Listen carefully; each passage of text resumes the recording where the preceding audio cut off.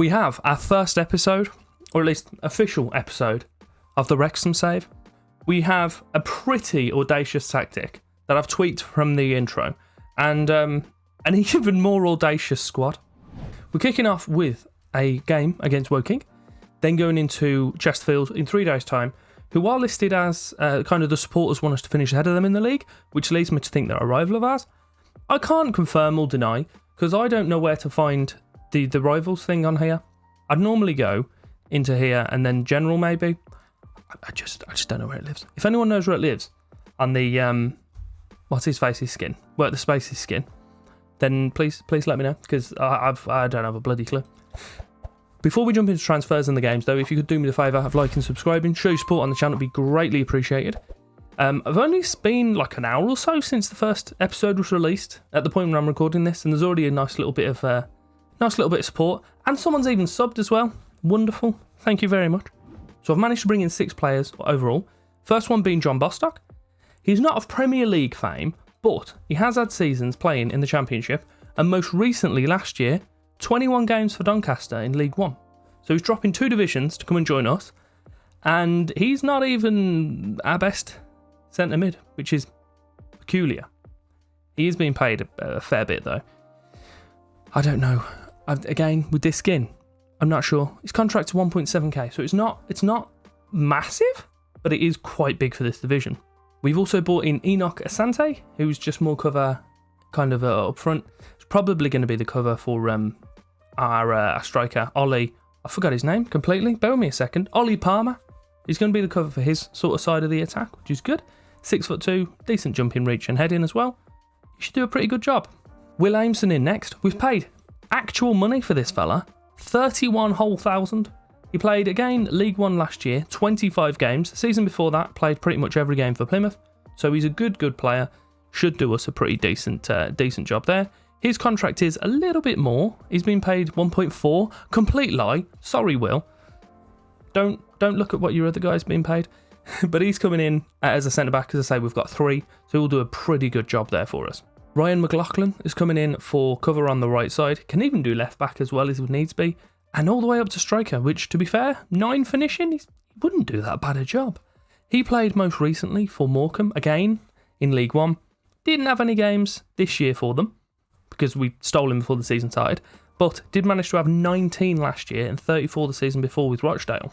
Another option for us up front, this one's probably going to be the challenge with Paul Mullin. 32-year-old Joe Gormley has come in from Northern Ireland.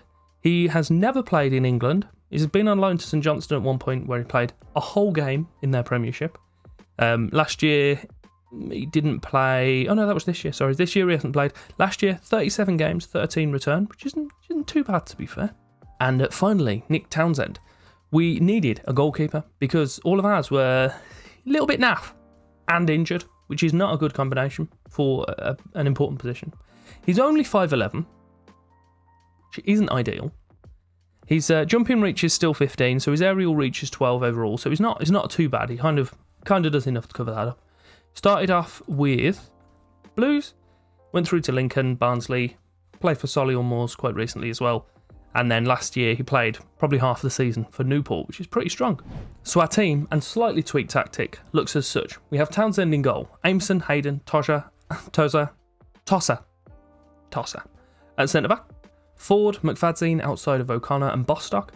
So we've gone with a ball winning mid and a Volante on attack now. We have 1 centre attacking mid in Lee. Mullin is going to be playing up the middle as a poacher, and Palmer just off him as a target forward.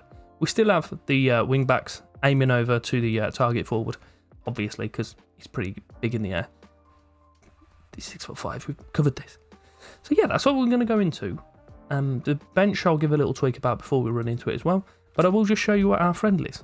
We started off pretty weak, actually. A 0-0 against our second team. We then beat Partick Thistle 2-0. An 8-1 against Lex, whoever the hell they are. 7-1 win then against Keffin Druids. Again, pretty good. We then lost to Edrionians, which wasn't ideal, if we're honest. And then a 3-2 loss in a pretty tight game against Gillingham. Or Gillingham. I'm not sure which one it is. They are in League 2, to be fair, so it's not too bad. And then most recently we played Chelsea in the 21s, and we did actually beat them 1-0. So we're in our little blue number today. Woking emulating Feyenoord, and hopefully that's where where it ends. Lee's got through into the area for us, cuts back, gets it out to Ford on the right, Bostock, back to McFadzean, ball's in the net. I can't see any issue with it, Lino's running off, and VAR just doesn't exist here. Hayden with a free kick, quite deep, short to Bostock. We've got a lot of bodies forward here, which is helpful, to be fair, sometimes. Hayden knocks forward, Mullin holds off, Lee gets through to the area, only it's the base of the post. Moss has got the ball for them, clears it out, and we've recycled, never mind. Okay, I was going to say that we're going to build another attack, but no, do not worry about it. Aimson with the ball, back to Hayden, and then back upfield to Mullin. Thought he was going to give it back to him. Lee, Bostock, all the way out to McFadzean on that left side. He's got, this is wonderful. Mullin to the back post. He's scoring headers. I was going to say he's not even that tall. He's not too bad in the air, to be fair, Mullin. Aimson has just launched that ball forward. Vokins nods it over.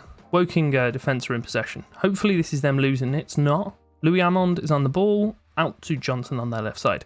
He cuts into the gap that's been left behind, gets his way into the area. I mean, he's not even called Louis Amond. It's Padraig. Who am I thinking of? Moss on the ball for Woking, puts it forward. Hayden wins the header. Lee brings it down. And I don't know who he was even trying to pass that to be fair. The only person that would be in that sort of area of the pitch is him. O'Connor on the ball, over to Palmer, puts it full towards Mullin. He's poked it in the net. There was a little bit of a stutter for some reason, but the ball's in the net. Again, VAR's got nothing. I can't even get involved. I love it. So we've got 15 minutes left or so. We've made 3 subs. We've swapped the 2 strikers over, and I've brought Gormley in for Palmer.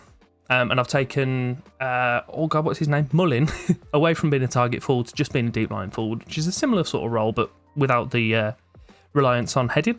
Ford's got a corner for us, puts it in, it's a penalty. Surely this has got to be Mullin for his hat-trick. We've also brought in Davies in at left back, because our left back was getting a little bit tired. McFadzean, that was his name. And I've also brought in Young for Bostock instead of defensive mid. Pretty decent result if you ask me. We're into injury time. It's all but done. Happy days. And to be fair, we really should be at the top of the league. If you have a little butchers over at the odds, you'll notice that we are 91-1 odds on. Slight favourites there. And if you have a little, just cast your eye over to the Dream 11. They're all 11 of those are our players. So you would expect that we should probably get the best of most, if not all, the teams in this division. And the lineup for the game, we've got Townsend in goal, Aimson, Tunnicliffe and Tosser as the back 3, McLaughlin, McFadzean, Davies and Jones as our midfield. We've got Lee playing behind Palmer and Mullin up top again. Chesterfield goalie on the ball now, knocks it all the way forward. Our defender's going to win that header and give it away. Shamanga is the guy who's expected to be top scorer, according to the odds. Second and third, both of our strikers. So whilst we may have the best in the division, apparently he's the most prolific, which seems odd, but it's fine. Clark puts the corner in for them. Jones runs out to try and intercept, but the highlight finishes. Williams has the ball in the middle for Chesterfield. Absolutely pumps it down the left side for some reason. There's no one there for him. McLaughlin, just don't lose possession for us. We'll just keep hold of that if we can. Wonderful. Maguire wins the header from our clearance. Palmer's got the ball back. Just really like to beat Palmer in the air. We've just knocked that ball forward for no reason. Mullin's made a good interception. He's got a few bodies around, but not too many in the middle. Nobody wants the ball, it appears like. It's been kicked forward again. Shamanga on the ball for them.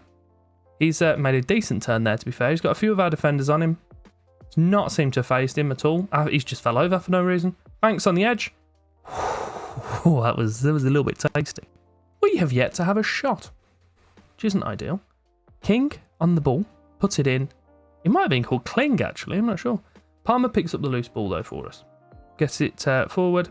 McFadzean on the ball now, in towards Mullin. He's got acres of space. Just squeeze it past him. He didn't squeeze it. He absolutely whacks it past him. 4th goal of the season for the lad.